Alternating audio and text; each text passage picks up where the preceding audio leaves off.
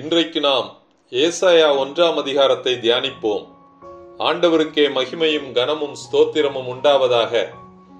ஏசாயா தீர்க்கதரிசன புஸ்தகம் உசியா, யோதாம், ஆகாஸ், எசேக்கியா என்கிற யூதா ராஜாக்களின் நாட்களில் எழுதப்பட்டது. ஏசாயா, ஓசியா, ஆமோஸ், மீகா ஆகிய 4 ஒரே காலகட்டத்தில் தீர்க்கதரிசனம் உரைத்ததால் இவர்களை சமகால தீர்க்கதரிசிகள் என்று அழைப்பார்கள். ஏசாயா யூதாவையும் எருசலேமையும் குறித்து தீர்க்கதரிசனம் கண்டார். இவர் கிறிஸ்துவுக்கு முன் 8வது நூற்றாண்டில் இந்த புஸ்தகத்தை எழுதுகின்றார். உசியா ராஜா கர்த்தரின் பார்வையில் செம்மையானதை செய்தார்.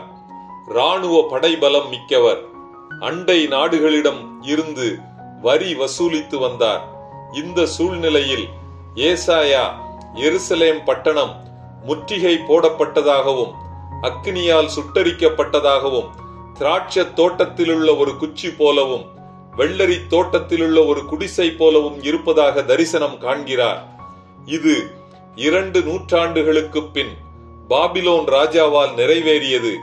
அதற்கு முக்கிய காரணம் ஜனங்களுடைய பாவம், அக்கிரமம், மீறுதல், இரத்தப்பழி என்று ஆண்டவர் வெளிப்படுத்துகின்றார். இவர்கள் ஏழைகளையும் விதவைகளையும் திக்கற்ற பிள்ளைகளையும் ஒடுக்குகிறார்கள். அதிபதிகளும் அதிகாரிகளும் நியாயாதிபதிகளும் பரிதானத்தையும் கைக்கூலியையும் நாடி திரிகிறார்கள். ஜனங்கள் கர்வாலி மரங்களண்டையில் தோப்பு விக்கிரகங்களை உருவாக்கி வழிபடுகின்றார்கள். உண்மையாயிருந்த நகரம் பாவம் நிறைந்த நகரமாகவும் இரத்தப்பழிகளால் நிறைந்த நகரமாகவும் மாறியது.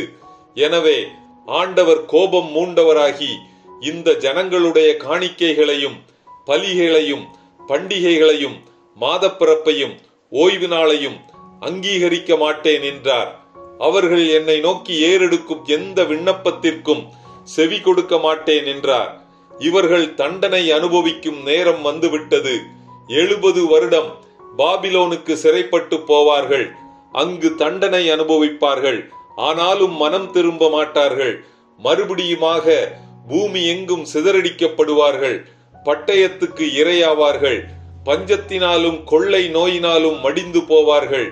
மீதியான இஸ்ரவேல் ஜனமோ இயேசு கிறிஸ்துவின் 2ஆம் வருகையின் போது சீயோன் பர்வதத்தில் வாசமாயிருக்கும் கர்த்தரிடத்தில் வந்து தஞ்சமடைவார்கள். அப்பொழுது கர்த்தர் அவர்கள் பாவத்தை மன்னித்து கிருபையாக இறங்கி அடைக்கலம் தருவார்.